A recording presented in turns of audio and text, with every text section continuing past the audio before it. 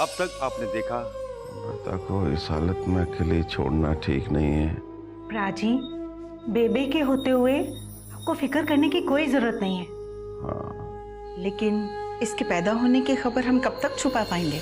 क्योंकि मैं किसी को बताऊंगी ही नहीं कि मैंने एक लड़की को जन्म दिया। हम सबको यही बताएंगे कि इस घर का वारिस आ चुका है और मैंने एक लड़की को जन्म दिया। क्या बकवास कर रहा है तू? अरे बकवास नहीं, सच बोल रहा हूँ चौधरी साहब। ये कैसे मालूम ये सच है? कोठी की धोबिन ने बताया कि उसने सुबह सुबह बच्चे के रोने की आवाज सुनी है, तो कुग्गी ने बताया उसे कि लड़का पैदा हुआ है चौधरी साहब, और अस्पताल में पापा जी भी होश में आ गए हैं। 100 साल जीवे, राज करे, रब करे किसी दुश्मन की नजर ना लगे इसनो।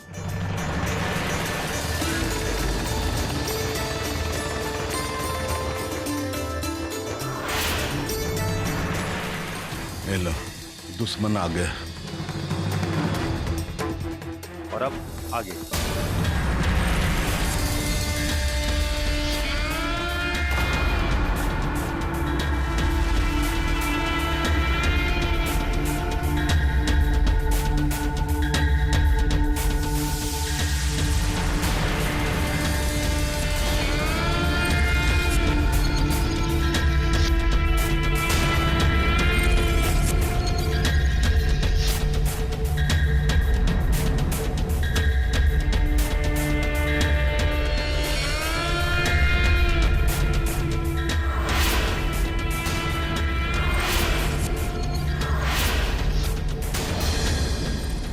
मुबारका पुत्र, मुबारका।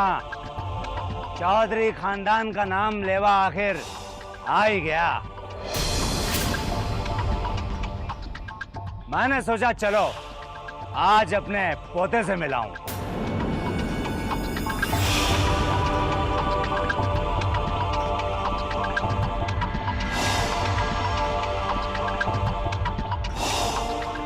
रुक जा शमशेर।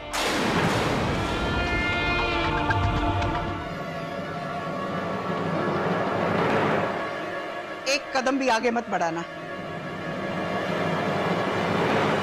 क्यों बेबे, मैनू कोई छुआछूत की बीमारी है क्या? हाँ, कल अस्पताल में बहू ने मुझे प्राची से मिलने से मना कर दिया और आज अपने पोते का मुंह देखने से मना कर रही हो, क्यों? नहीं नहीं चाचा जी, ऐसी तो बिल्कुल भी कोई बात नहीं है। तो लाओ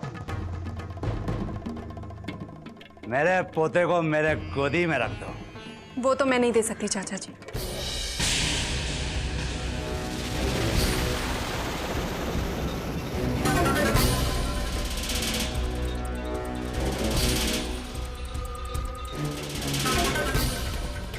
क्यों?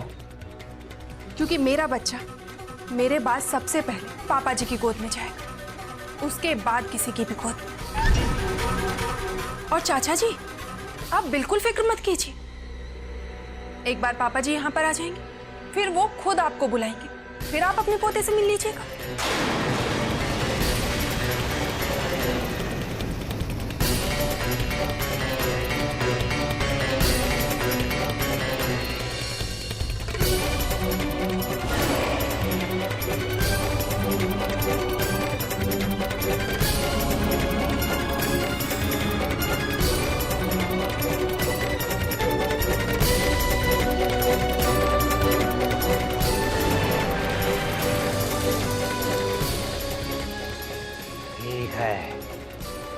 प्राची और प्राची के पोते को उसी दिन ना कर मिलूंगा जिस दिन प्राची मुझे न्योता देंगे आने का। बिल्कुल चाचा जी, और वो दिन बहुत जल्दी आएगा।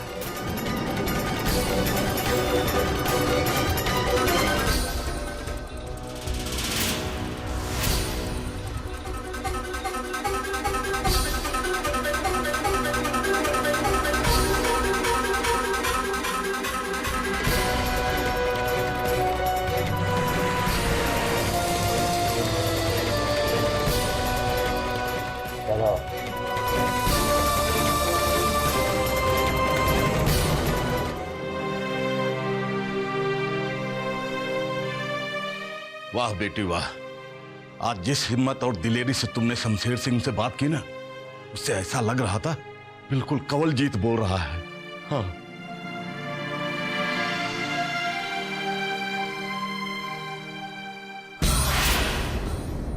पहले तो उस वारिस को रास्ते से हटाना होगा, फिर बनेगा पिंड का नया नक्शा।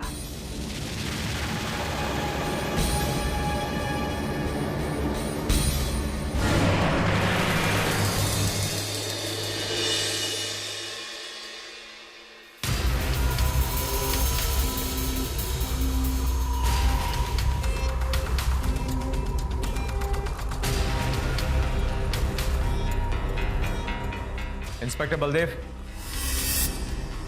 सर।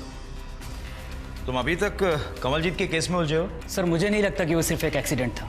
कंवलजीत घर से बाइक पर निकला था और उसकी डेड बॉडी नहर से मिली थी, लेकिन जो बाइक मिली है वो शायद उसकी नहीं है। मैं तुम्हें यही बताने के लिए आया हूँ, फॉरेंसिक लैब से रिपोर्ट आ गई है, वो बाइक कंवलजीत की थी और ये एक सीधा साधा एक्सीडेंट केस है, इसलिए ये केस बंद करो और दूसरा केस अपने हाथ में ले लो। सर आज मैंने उस गार्ड को बुलाया है जो उस रात वहाँ नहर पर ड्यूटी पर था। मैं चाहता हूँ मैं उससे कुछ पूछताछ करूँ। ओके ठीक है। Thank you sir.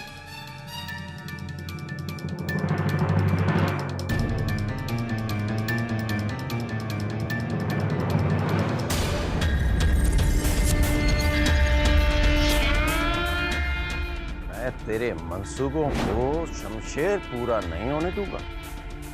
और रही बात तेरे गुनाहों की, तो उनकी सजा मैं तुझे जरूर दिलवाऊं। और रही बात तेरे गुनाहों की, नहीं चाचा जी, मैं अकेली नहीं, भगवान की दया से मेरे पास सब कुछ है और अब मेरा आने वाला बच्चा भी है जो मेरा और इस पूरे पिंड का सहारा बनेगा। लड़का पैदा हुआ तो? अगर लड़का पैदा हुआ तो उसे पैदा होते ही मसल डालूंगा।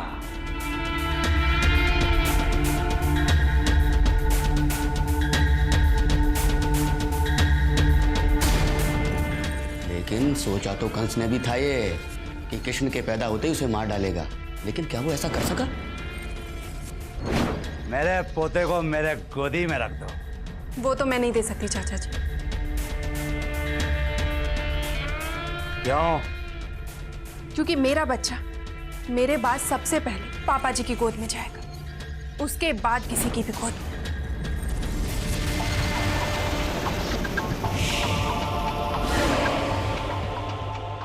अब वही बचेगा जिसे शमशेरा चाहेगा। ये कितना अच्छा है। आप भी तो अच्छे हो। देखो ध्यान से। हाँ अरे भाई हम भी तो देखें कैसा है। अरे बुआ जी आइए। अरे वाह, आज बेबे ने मुझे कितनी सारी चॉकलेट। हाँ, हम भी तो देखें अपने छोटे से पुत्र को, ये किस पर गया है। अरे अमृता, ये तो बिल्कुल प्राची पर गया है, इसकी आंखें तो देखो।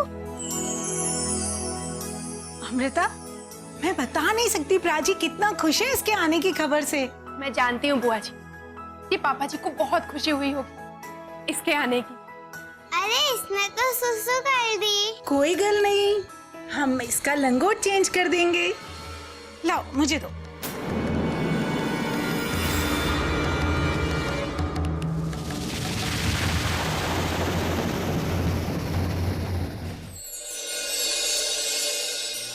अमृता, सरबजीत आया है।